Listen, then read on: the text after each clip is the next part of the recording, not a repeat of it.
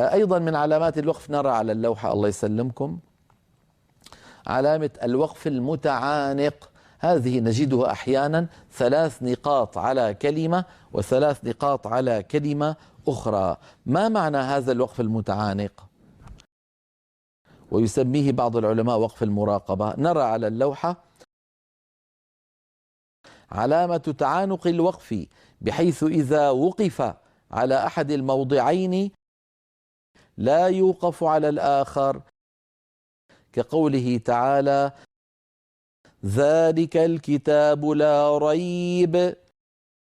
نجد 3 نقاط، ثم كلمة فيه نجد عليها 3 نقاط. ما معنى هذا؟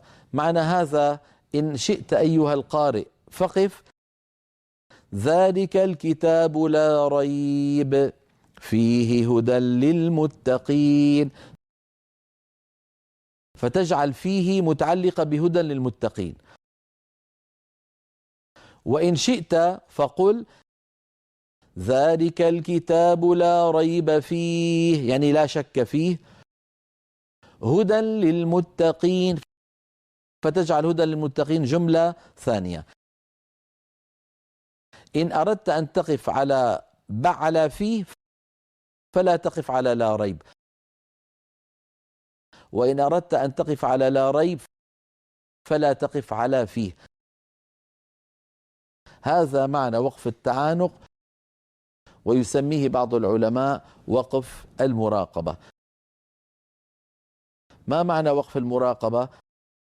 يعني القارئ يراقب التلاوة، إن أراد أن يقف على كلمة لا يقف على قبلها. مثلا لما قال الله عن بني إسرائيل لما تاهوا في صحراء سيناء قال: فإنها محرمة عليهم 40 سنة يتيهون في الأرض، أو قال: فإنها محرمة عليهم 40 سنة يتيهون في الأرض. فمن أحب أن تجد هنا علامة تعانق، يعني إن أردت أن تقف هنا فلا تقف هنا.